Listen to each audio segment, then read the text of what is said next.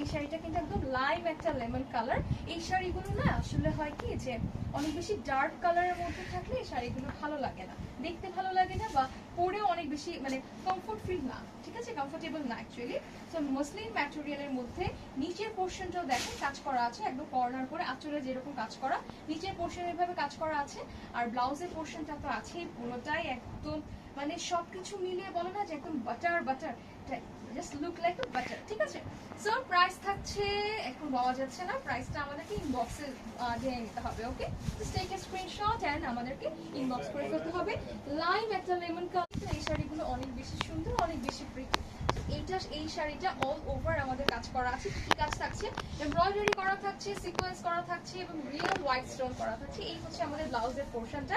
After discount আপনারা পেয়ে যাচ্ছেন অনলি 11,300 টাকা।